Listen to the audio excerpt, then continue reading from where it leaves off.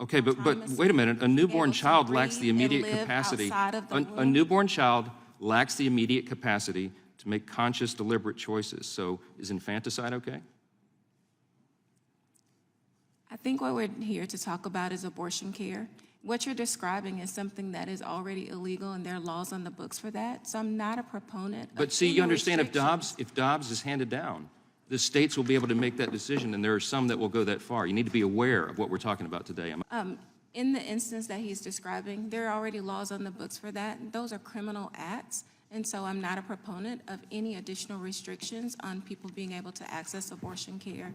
I'm a proponent of us just enforcing the laws that are already on the books. That hearing was not abortion care. It was a full-blown political jump scare. Democrats tried to dress intimidation up in a lab coat and call it compassion, while a Republican senator walked in with the Constitution and flipped the lights on. You had activists bullying Supreme Court justices, witnesses dodging questions like they were in the Matrix, and Democrats pretending this is all totally normal. It was hypocrisy sautéed, not trimmed of fat, served hot. If you like watching bad arguments collapse in real time, hit like, subscribe, and buckle up. Let's watch the full clip before I give you the full breakdown. Thank you. The very subject of this hearing is an outrage. Abortion care, the stated topic today, is of course an oxymoron. But the timing and the obvious purpose of this hearing today are unconscionable, and they are profoundly damaging to our institutions. Democrats are engaging in a brazen attempt here to intimidate and bully the justices of the Supreme Court as they consider a challenge to Mississippi's pro-life law.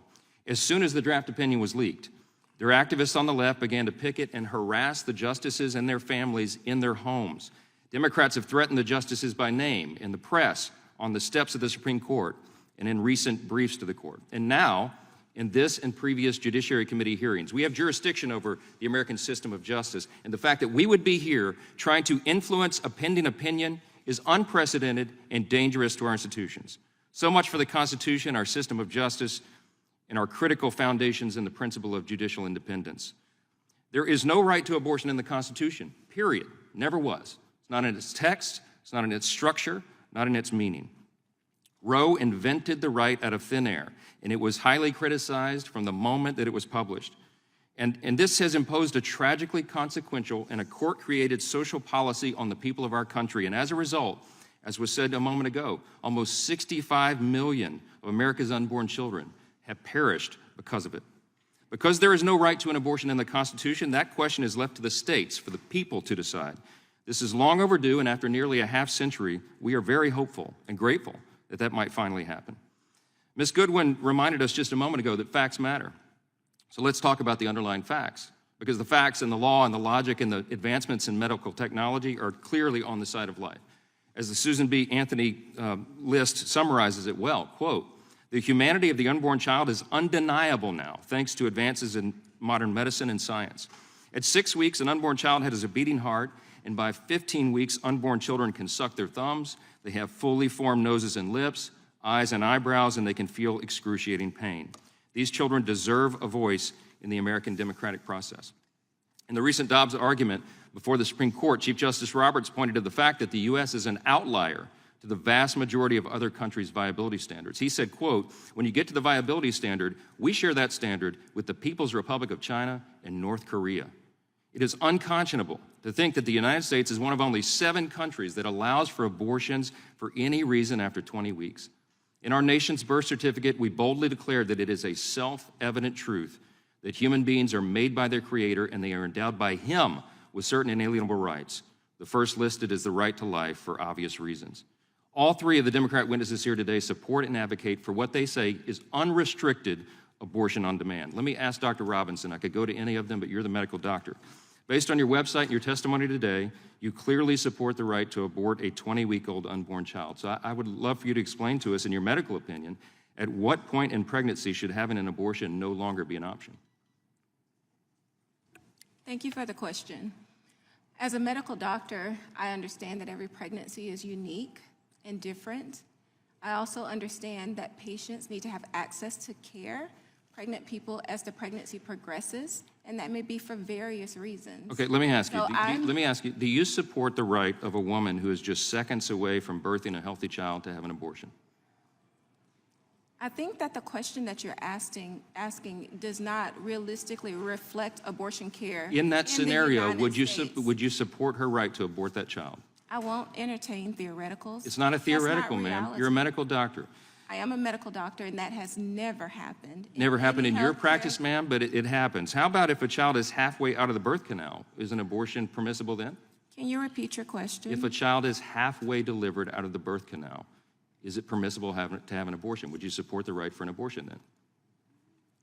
I can't even fathom that ever. And I'm not asking you if you can fathom it. If it occurred, would you support that abortion or not? That's unrestricted abortion, I can't right? answer a question that I can't imagine. Just like you probably can't imagine what you would do if your daughter was raped. If it hasn't happened, it may be Okay, difficult for you. you're not going to answer this that question, but how about this one? How does one qualify as fully human? What makes a human being? What makes a person a human being is right. them being born, number one. That's why Oh. we have birthdays.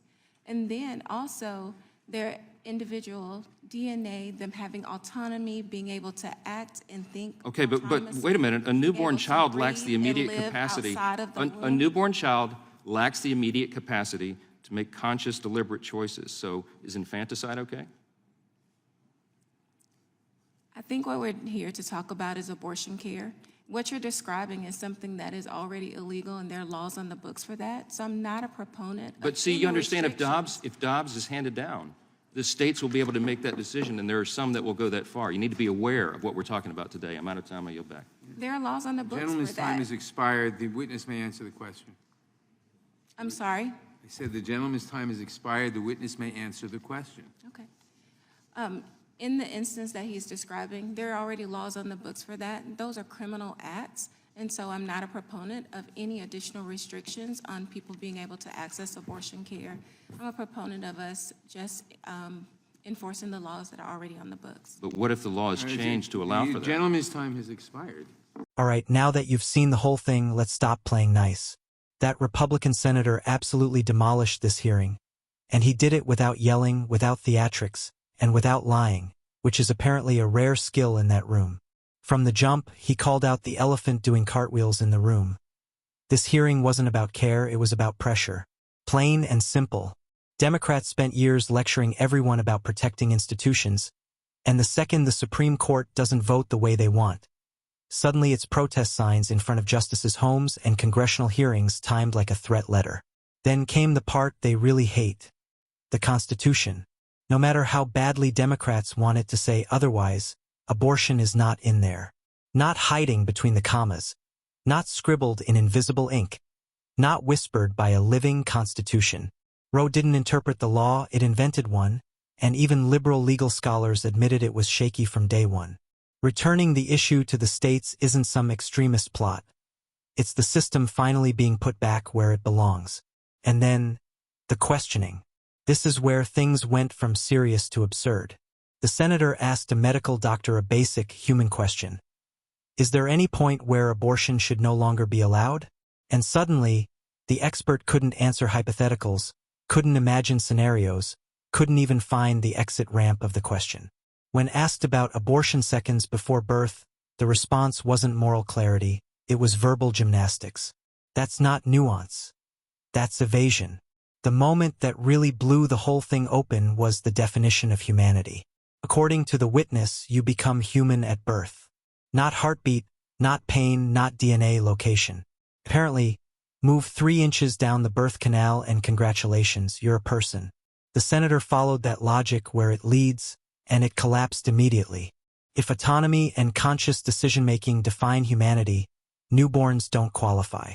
That's not a Republican argument, that's the Democrat position taken seriously, and they hate when someone does that. This senator didn't argue with emotions. He argued with facts, science, history, and moral common sense. He didn't trim the fat off their argument.